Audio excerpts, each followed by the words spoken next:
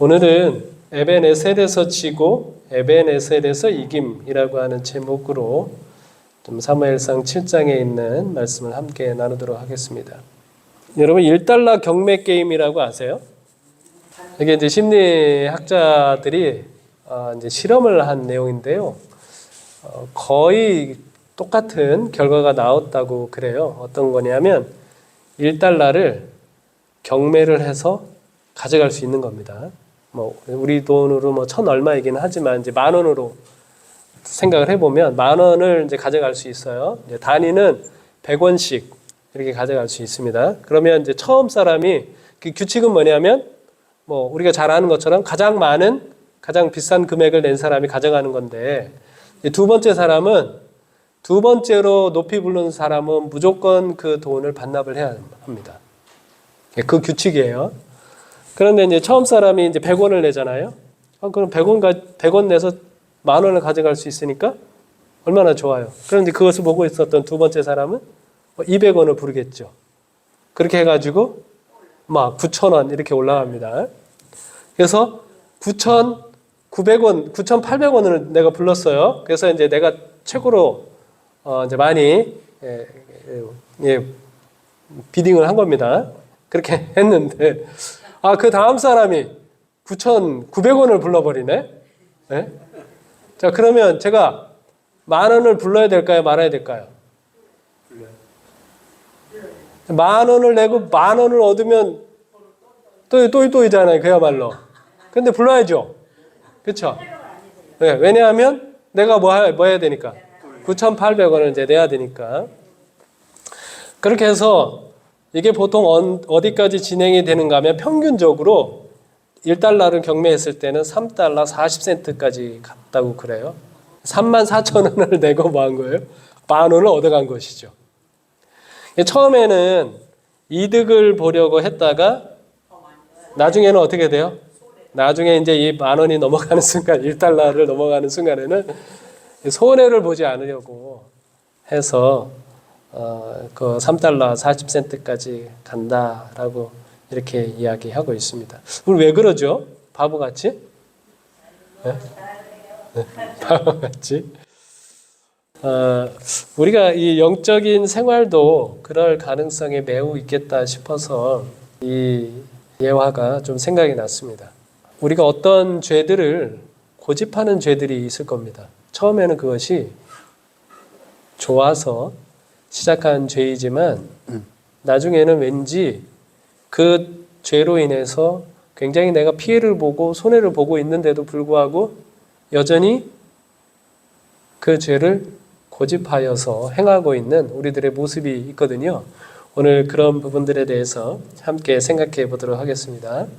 본문 말씀을 읽도록 하겠습니다. 우리가 다 읽지는 않겠고요. 중간중간 읽도록 하겠습니다. 사무엘상 7장 12절로 14절에 있는 말씀을 읽겠습니다. 사무엘이 돌을 취하여 미스바와 센 사이에 세워 이르되 여호와께서 여기까지 우리를 도우셨다 하고 그 이름을 에벤에셀이라 하니라. 이에 블레셋 사람들이 굴복하여 다시는 이스라엘 지역 안에 들어오지 못하였으며 여호와의 손이 사무엘이 사는 날 동안에 블레셋 사람을 막으심에 블레셋 사람들이 이스라엘에게서 빼앗았던 성읍이 에그론부터 가드까지 이스라엘에게 회복되니 이스라엘이 그 사방 지역을 블레셋 사람들의 손에서 도로 찾았고 또 이스라엘과 아모리 사람 사이에 평화가 있었더라. 너무나 잘 아는 이야기죠.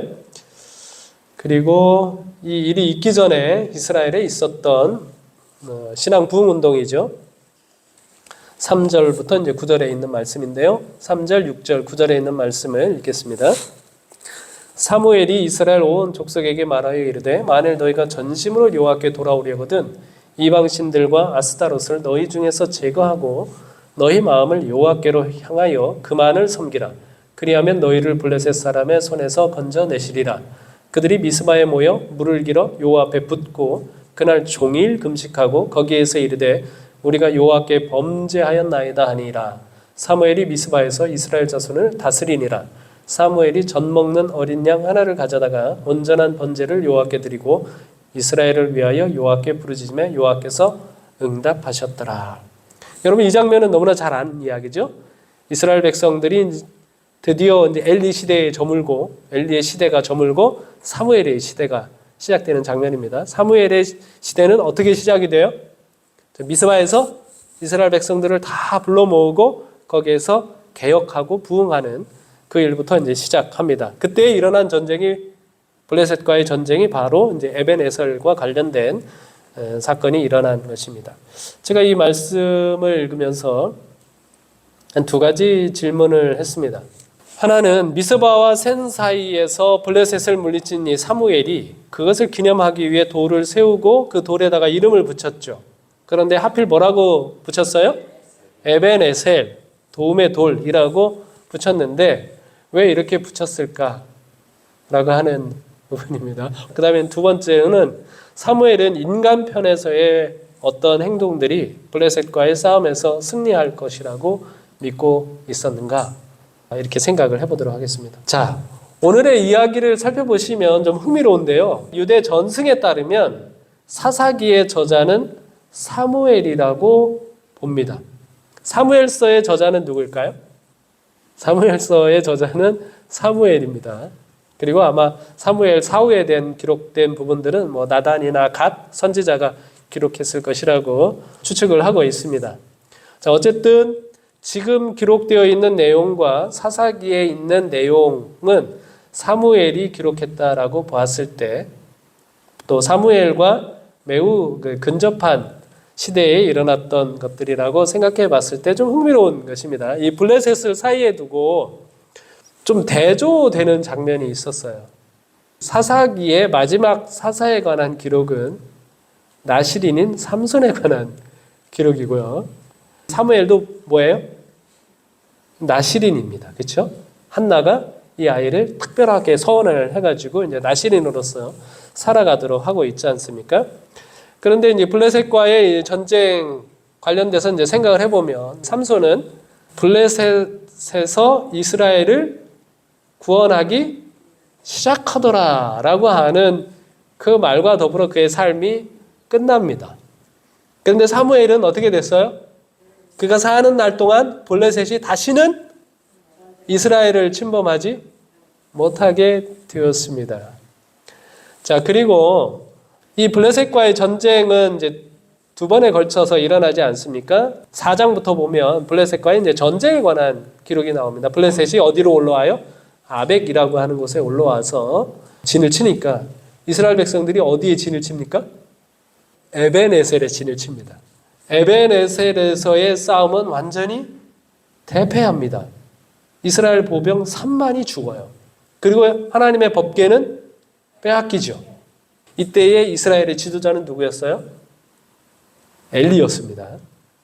자, 그런데 이제 7장에 나와 있는 이 에벤에셀에서의 이 전투는 사무엘이 이스라엘의 이제 지도자였고요. 블레셋에 빼앗긴 성읍을 다 되찾습니다. 이 이야기가 블레셋과의 전쟁을 사이에 두고 매우 대조적으로 기록되어 있는 모습을 볼 수 있습니다. 흥미롭게 기록이 되어 있죠. 여기 두 개의 이제 지도를 여러분 보시면 왼쪽에 있는 지도는 에벨에셀에서 이제 지는데 그때의 하나님의 이제 법궤와 관련된 내용들을 쭉 보실 수 있습니다. 이제 법궤가 이스라엘이 광야 생활을 마치고 가나안 땅에 들어왔을 때 여리고에 있다가 길갈로 옮겨졌다가 그 다음에 에발산 그리심산에서 율법을 이제 낭독하고 최종적으로 안착은 어디에 했어요? 저 실로에 최종적으로 안착을 했습니다. 자, 그런데 이 에벤에셀에서의 이제 전쟁 통에 실로에 있던 법궤가 어디로 옮겨져요? 에벤에셀에 옮겨집니다. 이스라엘 백성들이 이제 블레셋과 전쟁을 하려고 하다 보니까 전세가 저희 이길 것 같습니까? 질 것 같습니까? 질 것 같아요. 누구의 도움이 필요하겠습니까? 하나님의 도움이 필요하겠습니다. 그러면 지금까지 하나님의 도움을 상징했던 상징물이 뭐였습니까? 법궤죠. 법궤가 가면 여리고라고 하는 그 난공불락의 성도 어떻게 됩니까? 다 무너지는 것입니다. 법궤 앞에서 요단강도 흐름을 멈추고 설 수밖에 없는 굉장한 능력을 보여줬고 이 법궤를 보고선 가나안의 많은 족속들이 두려워 떠는 것이죠. 그래서 이 법궤를 이제 이스라엘 진중으로 데려오니까 야, 조금 전까지는 블레셋과의 전세가 굉장히 불리하다고 생각을 해서 사기가 뚝 떨어졌었는데 법궤가 들어오자마자 뭐예요? 사기가 막 충천했습니다. 이스라엘 진중에서 엄청난 함성 소리가 나죠. 이겼다 졌다 우리가. 이제는 우리가 이겼다. 누가 왔으니까? 법궤가 왔으니까 이겼다라고 했죠. 그러나 그 싸움에서 그야말로 대패합니다. 블레셋은 이제 법궤가 들어왔다는 소식을 듣고 오히려 더 전열을 정비해가지고 전력을 다해가지고 이스라엘과 싸웠고 대패하고 뭐 또 빼앗깁니까?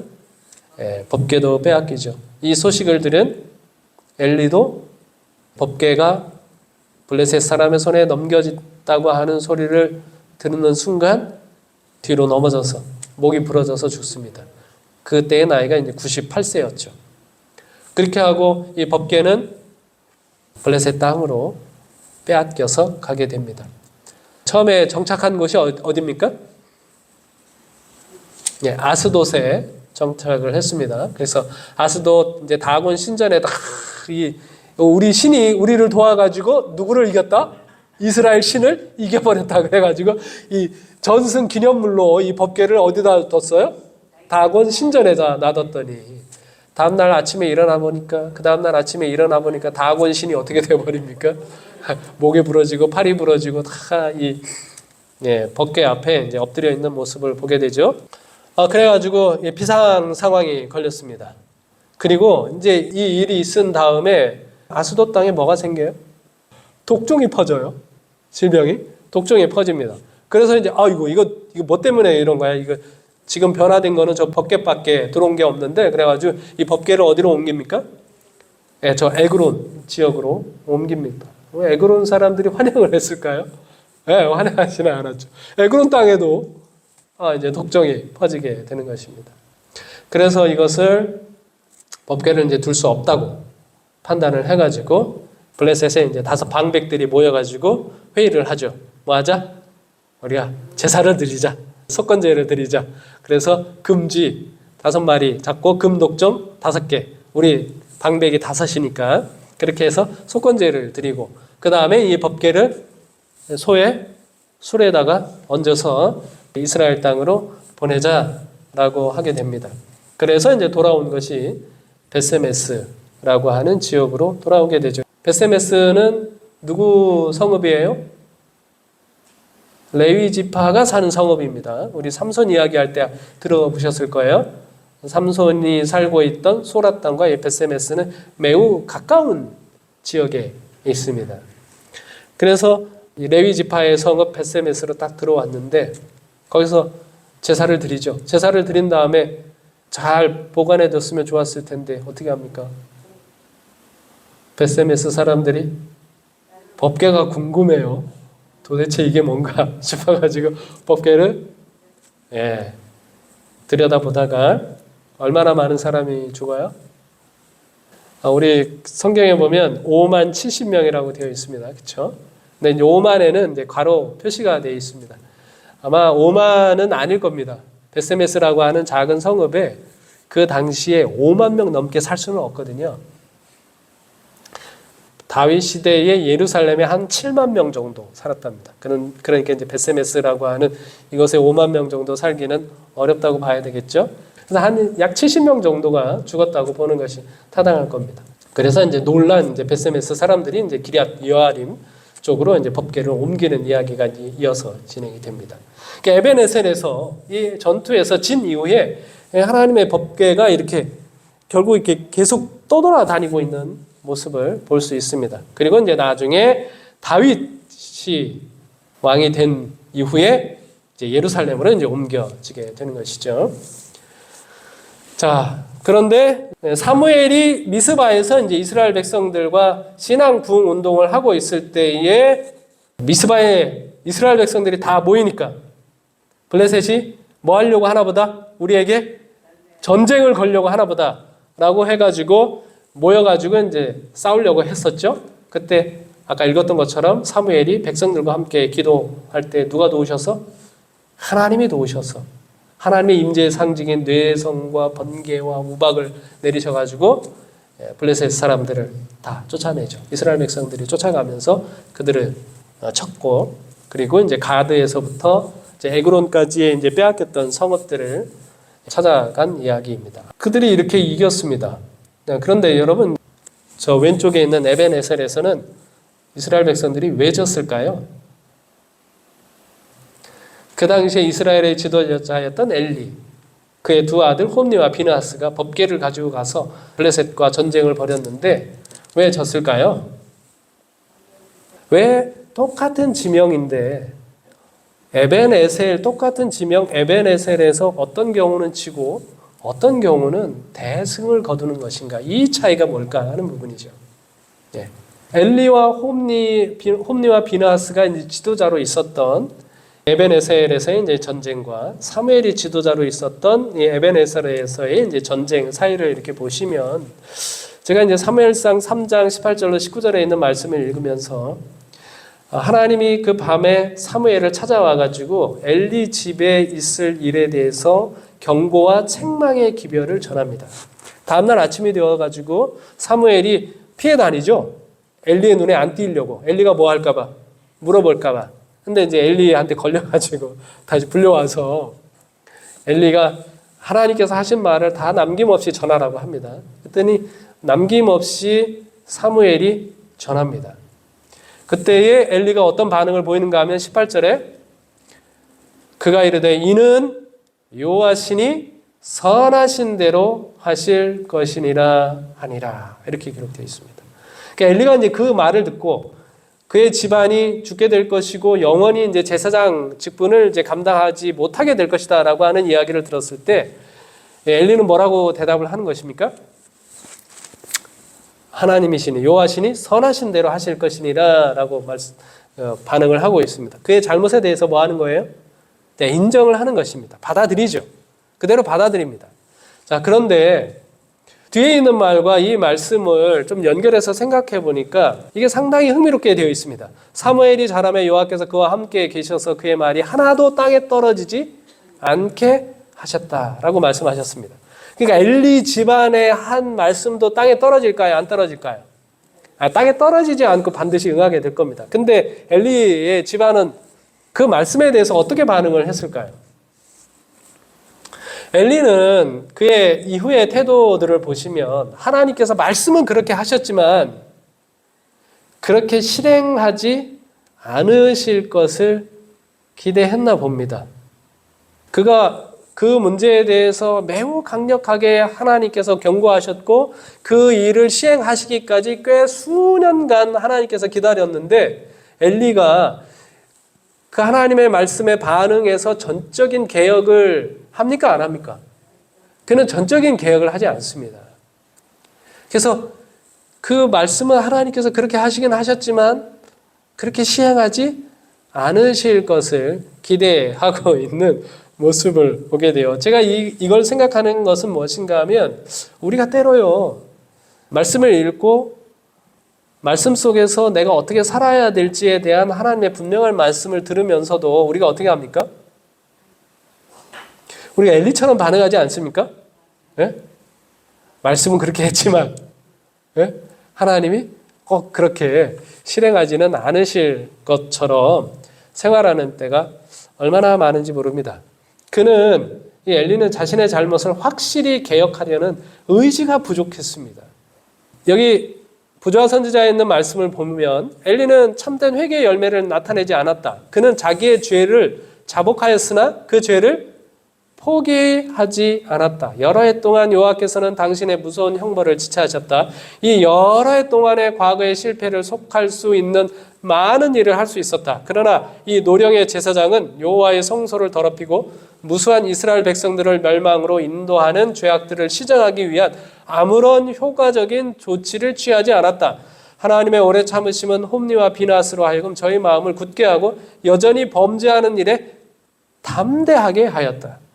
이 엘리는 어떻게 했어요? 그것을 인정을 했습니다. 자기 죄에 대해서 인정을 했는데요. 그러면 어떻게 해야 됩니까? 그것을 이제 고치려고 하는, 개선하려고 하는 노력은 해야 되는데 그 노력은 전혀 하지 않습니다. 내가 잘못했지.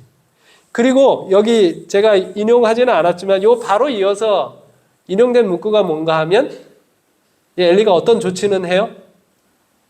어떤 조치를 하는가 하면 사무엘이 자기에게 한 이야기를 모든 국민이 알게 합니다. 알게는 해요. 근데 그게 효과가 있을까요? 없을까요? 아무 효과가 없죠. 우리 집이 망한다는데 그 얘기를 지금 들었는데 나는 아무 노력도 하지 않고 있는데 그 옆집 사람이 어이구 저 집 망한다는데 우리 어떻게 하나? 우리는 똑바로 살아야지. 그렇게 하겠습니까? 안 하죠. 엘리는 자기 집에 생겨있는 자기가 할 수 있는 일들에 대해서는 아무런 개혁 조치를 하지 않고 그게 단순히 이스라엘 백성들에게 알리는 일만 하니 오히려 그 일들이 이 홈리와 비나스로 하여금 더 담대하게 하나님께 대하여 범죄하는 그러한 부작용만 낳게 했다고 하는 것이죠. 그러니 그 에벤에셀에서의 싸움에서는 질 수밖에 없는 것입니다. 뭐라고요? 에벤에셀, 도움의 돌, 하나님이 도우시는 그곳, 하나님이 도우심의 상징인 법궤, 그것이 함께 했음에도 불구하고 지게 되는 것이죠. 반면 사무엘은 어떻게 합니까? 여기 있는 것처럼 이스라엘 백성들과 더불어 실제적인 이제 개혁 운동을 하지 않습니까? 전심으로 여호와께 돌아오려거든 어떻게 해라? 그냥 말만 하지 말고 너희 집에 있는 이방신들 아스다롯 다 제거하고 내 마음을 하나님께 전적으로 드려라. 그분만 섬기라 라고 이렇게 이야기합니다. 그랬더니 이스라엘 백성들이 그 말씀에 반응해가지고 어떻게 합니까? 다 모여가지고 여호와께 물을 붓고 종일 금식하면서 자신들의 죄를 고백하죠. 우리가 여호와께 범죄하였나이다 라고 고백을 합니다. 그리고 사무엘이 이제 그의 영적인 지도자로서 그를 탁 인정하면서 그가 이끌어가는 대로 뭐 하겠다? 우리가 순종하면서 따르겠다 라고 하죠. 그 찰나에 누가 올라온 겁니까? 블레셋 군대가 올라오죠. 그랬더니 블레셋 군대가 올라오니까 이스라엘 모든 백성들, 이 회심을 경험했던 이 모든 백성들의 반응이 뭐예요? 반응이 뭡니까? 기도하자고. 기도해달라고. 하나님께 간절히 기도해달라고. 그랬더니 사무엘이 기도하지 않습니까? 사무엘이 젖 먹는 어린 양을 하나를 가져다가 온전한 번제를 여호와께 드리고 이스라엘을 위하여 여호와께 부르짖음에 여호와께서 응답하셨더라 라고 말씀하고 있습니다. 이 장면을 이렇게 부조한 선지자에는 이야기하고 있습니다. 오늘날도 고대 이스라엘의 경험과 같은 참 마음에서 우러나오는 신앙의 부흥이 필요하다. 회개는 하나님께로 돌아가려고 하는 자들이 모두 내딛어야 할 첫 계단이다. 아무도 다른 사람을 위하여 이 일을 할 수 없다. 우리들은 각각 하나님 앞에 우리의 마음을 겸비하게 하고 우리들의 우상을 버려야 한다. 우리가 할 수 있는 일을 다 할 때에 주께서는 우리에게 당신의 구원을 나타내실 것이다 말씀하셨습니다. 오늘날 우리에게 가장 필요한 게 뭘까요? 회개하는 것입니다. 여기 말한 것처럼 참 마음에서 우러나오는 신앙의 부흥. 그런데 이 회개는 어떤 회개인가 하면 우리가 할 수 있는 일을 다 하는 그런 회개의 운동이 필요하다라고 말씀하고 있습니다. 우리가 이 재림을 위하여 준비해야 되는 가장 중요한 게 뭘까요? 뭘 가장 중요하게 준비해야 될까요? 그 회개입니다. 여러분 계시록을 읽어보시면 교회에 보내는 기별이 있지 않습니까? 7교회 보내는 기별. 문제가 있는 모든 교회에 공통적으로 하나님께서 주신 권고가 무엇입니까? 회개하라? 열심을 내랍니다. 회개하라는 것이죠. 회개하면 우리가 승리의 면류관을 얻게 될 것이다 라고 하는 그런 약속의 말씀을 해 주신 것입니다. 우리가 영적인 전투에서 이제 승리할 수 있는 인간 편에서 할 수 있는 그 무엇이냐? 그것은 바로 회개라고 하는 점을 인식을 하면서 우리가 회개해야 할 한 분야를 함께 좀 생각해 보도록 하겠습니다. 시편 19편 12절로 13절에 보면 자기 허물을 능히 깨달을 자 누구리요 나를 숨은 허물에서 벗어나게 하소서. 또 주의 종에게 고의로 죄를 짓지 말게 하사 그 죄가 나를 주장하지 못하게 하소서. 그리하면 내가 정직하여 큰 죄가에서 벗어나겠나이다 라고 하는 말씀이 있습니다. 어떤 죄를 짓지 말게 하사? 고의로 죄를 짓지 말게 하사. 옛날 성경에는 이제 고범죄라고 되어 있습니다. 여러분, 이 고의로 짓는 죄는 어떤 죄를 말하는 걸까요? 알고도 지은 죄. 뭐 알고도 지은 죄라고 정의를 하시면 제가 이제 그렇게 생각을 해보니까 우리가 짓는 죄 가운데 모르고 짓는 죄가 있습니까? 우리가 짓는 죄 가운데 모르고 짓는 죄가 있나요? 아니요. 우리가 짓는 죄 가운데 모르고 짓는 죄는 거의 없습니다. 거의 없어요. 거의 다 알면서 죄를 짓고 있는 것이죠. 근데 이 고의로 짓는 죄에 대한 좀 더 정확한 의미는 교만으로 행하는 죄, 완악한 죄, 뻔뻔스럽게 짓는 죄를 말하는 것입니다. 우리가 알면서 짓는 죄도 정말 부끄러워하면서 짓는 죄가 있습니다. 그렇죠? 근데 이제 뻔뻔스럽게 짓는 죄가 있다라고 말씀하고 있는데요. 엘렌 화이트는 이 용어를 사용해서 죄에 대한 여러 가지 이제 언급을 하고 있는데요. 진리를 경멸하고 거절하는 자가 뻔뻔스럽게 될 때에 여러 가지 영리적 사업에 있어서 원칙을 무시하고 일과를 수행할 때에 학생이 그의 성경은 연구하지 않고 각 방면의 지식을 열심히 추구하고 있을 때에 예수께서 도적과 같이 임하신다라고 말씀하셨습니다. 자, 여기 맨 앞에 있는 경우를 보시면 예수님을 준비하지 못한 상태에서 막 도적이 오는 것처럼 아무런 무방비 상태에서 맞이하는 경우가 있어요. 어떤 경우라고 말씀하고 있어요? 진리를 경멸하고 거절하는 자가 뻔뻔스럽게 될 때. 이게 고의로 짓는 죄를 의미하고 있는 것입니다. 어떻게 되는 거예요? 뻔뻔스럽게 되는 거예요. 그 다음에 각시대 대쟁투 50쪽에도 보시면 그리스도께서는 사단을 왜 견책하시고 쫓아버리셨는가 하면 그가 어떻게 됐다는 거예요? 참남된 유혹자를 견책하시고 그를 쫓아버리셨다 말씀하셨습니다. 참남된. 뻔뻔스러운 것입니다. 뻔뻔스러운 죄 가운데 빠져있는 유혹자 사탄을 쫓아내셨다라고 말씀하셨습니다. 여러분 성경을 읽어보시면 참 흥미로운 구절들을 발견할 수 있는데요.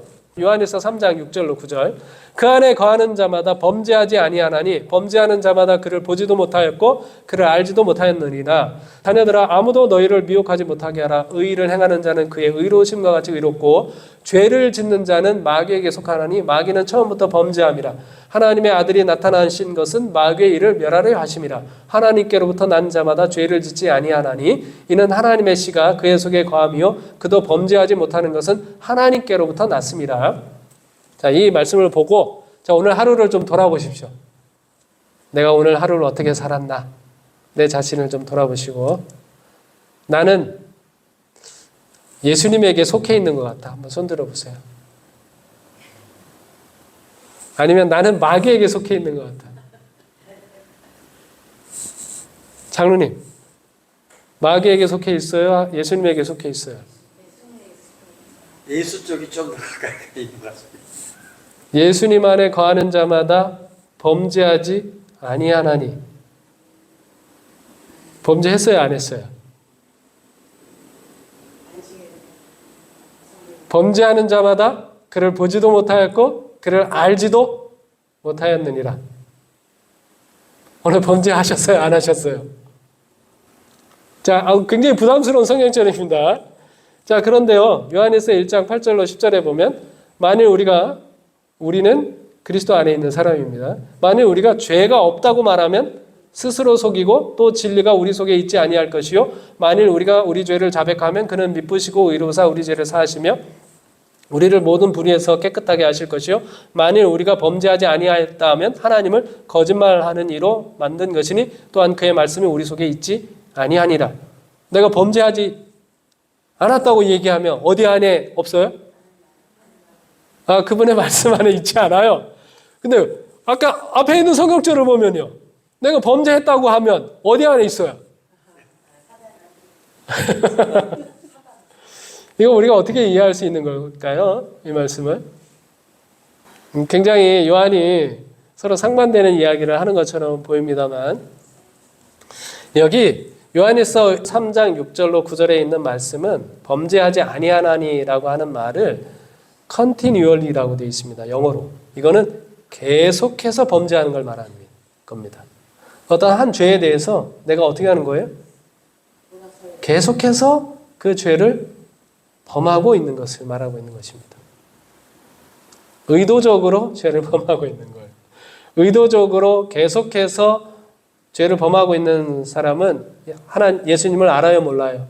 예수님을 모르는 사람이다 라고 이렇게 이야기하고 있습니다. 우리가 죄를 지을까요? 네, 죄를 짓습니다.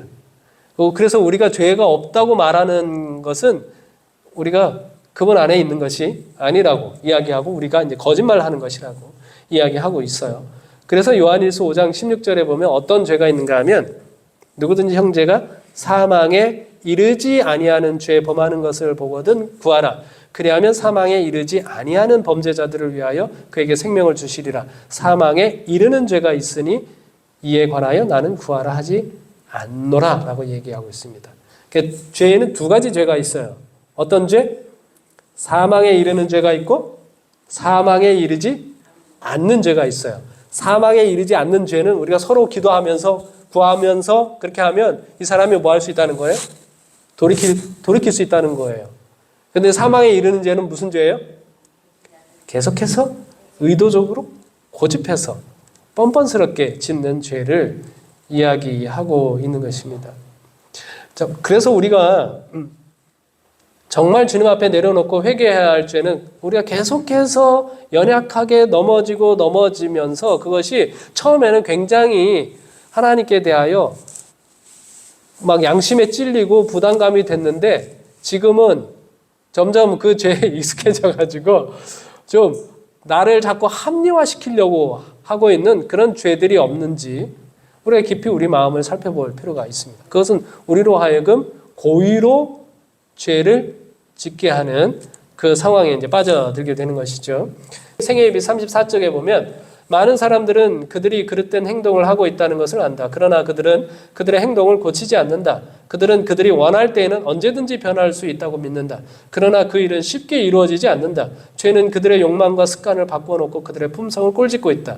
죄악의 생애를 한 후 예수님과 같아지기를 원하는 사람은 별로 없다. 품성 속에 있는 하나의 그릇된 것이나 마음속에 간직한 하나의 죄된 욕망까지도 우리를 변화시키는 복음의 능력을 감소시킬 것이다. 우리가 사단에게 양보할 때마다 우리는 하나님께로부터 더욱 멀리 떠나가게 된다.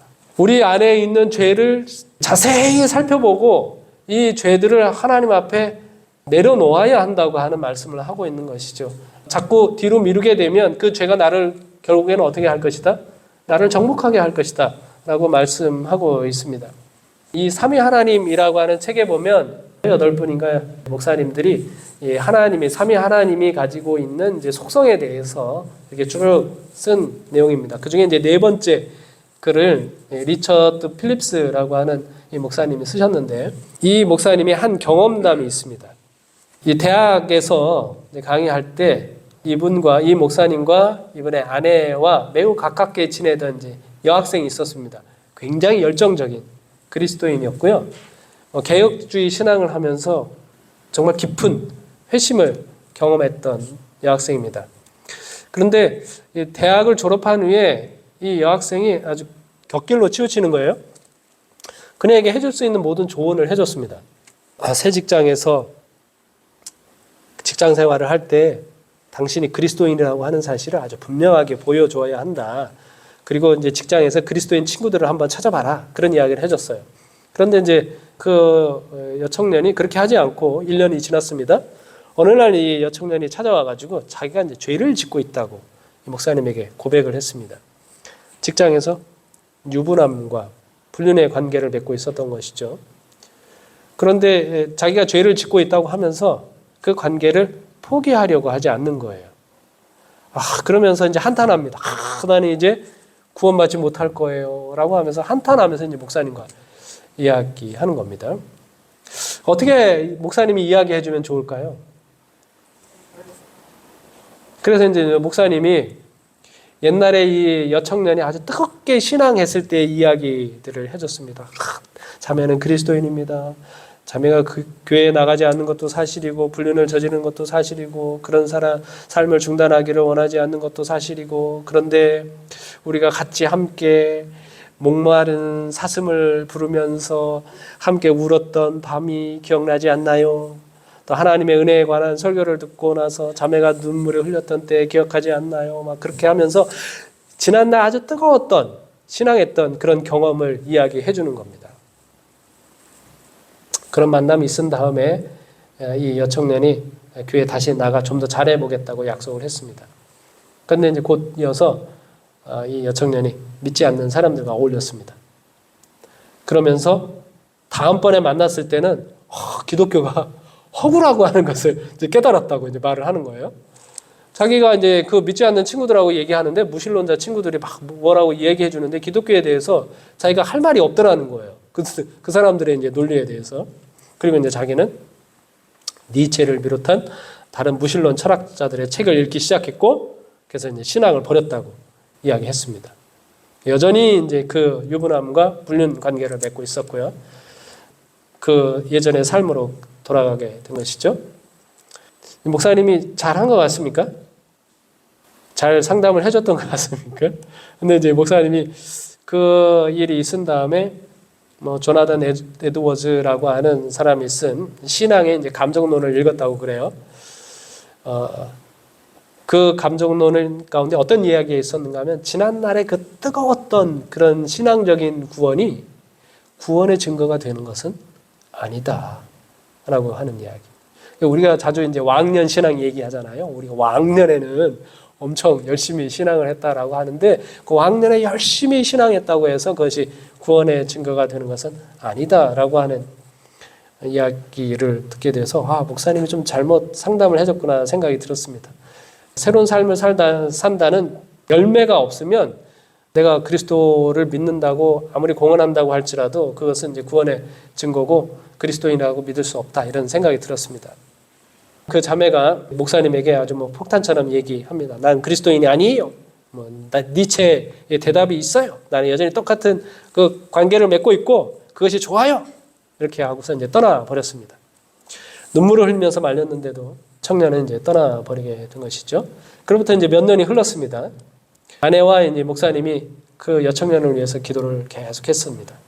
그러던 차에 이 목사님이 그 여청년의 고향인 멤피스라고 하는 곳에서 결혼식 주례를 해달라는 부탁을 받았습니다. 신랑이 이제 전에 가르쳤던 이제 학생이었던 것이죠. 목사님이 기도했습니다. 그 결혼식에 누가 오게 해달라고?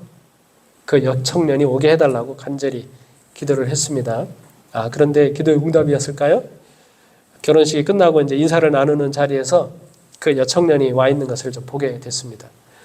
그런데 그 결혼식 예배로 주관을 했으니까 거의 그리스도인들이 왔는데 확 눈에 띄게 입고 온 거예요. 누구처럼 사는 거예요? 자기 스스로 그리스도인이 아닌 것처럼 사는 것이죠. 그런데 그 여청년이 이제 마지못해 이제 목사님에게 다가왔고 잠시 대화를 나눈 다음에 그날 저녁에 이 여청년 보고 이 목사님을 좀 공항에 데려다 달라고 이야기를 했습니다. 공항으로 같이 가게 됐습니다. 그 차 안에서 이 여청년이 그리스도를 버리게 만들었던 여러 가지 이제 철학 사상을 막 목사님에게 얘기를 해준 겁니다. 목사님이 너무너무 피곤해가지고 그 여청년에게 요점만 간단히 말하세요.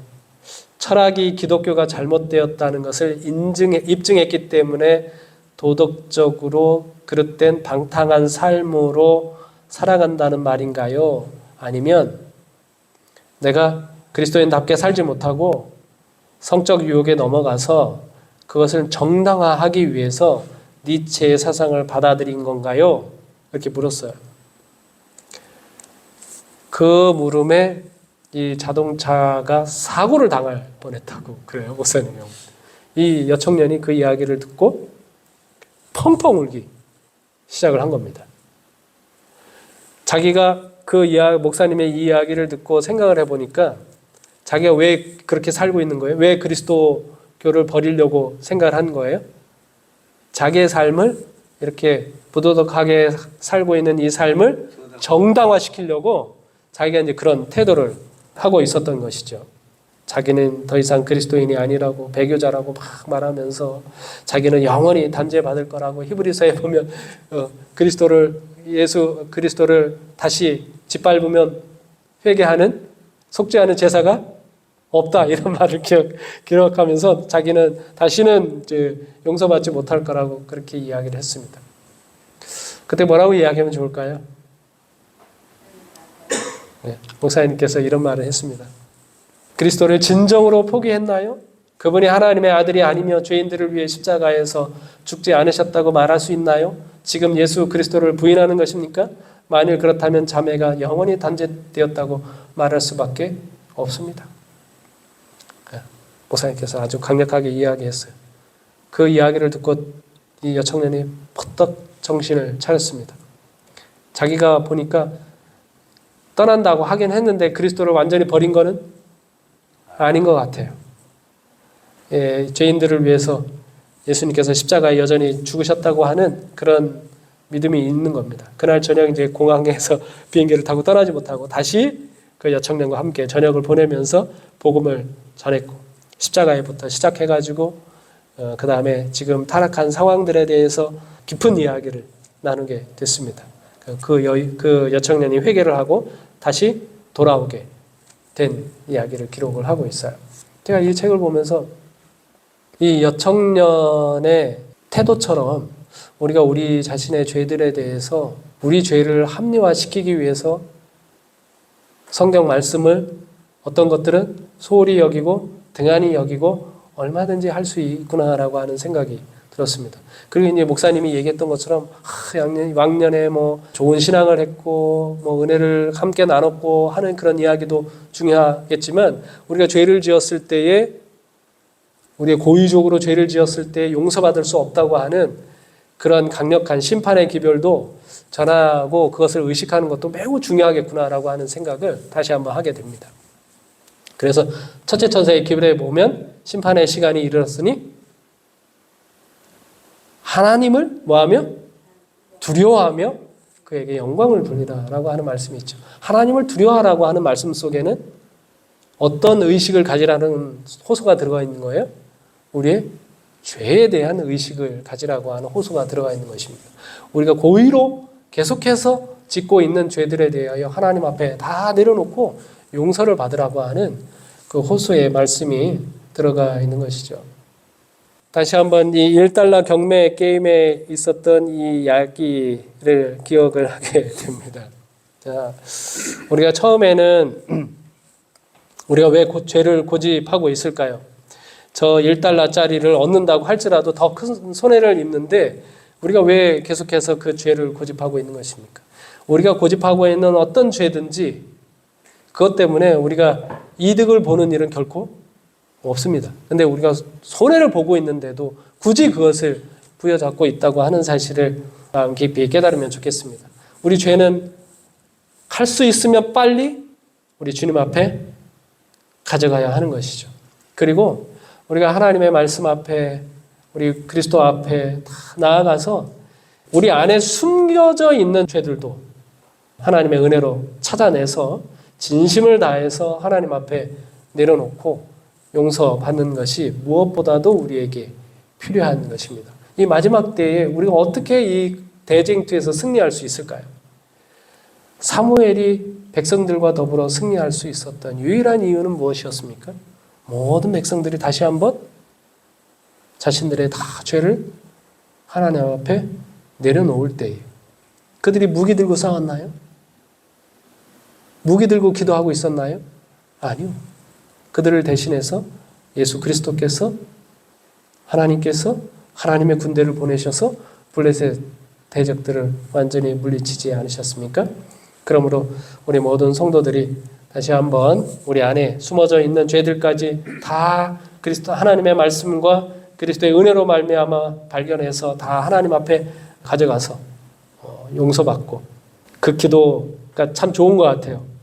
세리가 하나님 앞에 드렸던 기도, 하나님 앞에 내려놓고 뭐 하나님이여 내가 내 죄를 용서해 주십시오. 감히 말씀을 드릴 수 없는 그런 송구한 우리들 아닙니까? 그러니까 하나님 앞에 우리가 뭐라고? 하나님이여 나를 불쌍히 여기소서라고 기도함으로 하나님의 용서를 경험하고 하나님께서 주시는 승리를 모두 경험하게 되기를 간절히 바라면서 말씀을 마치겠습니다.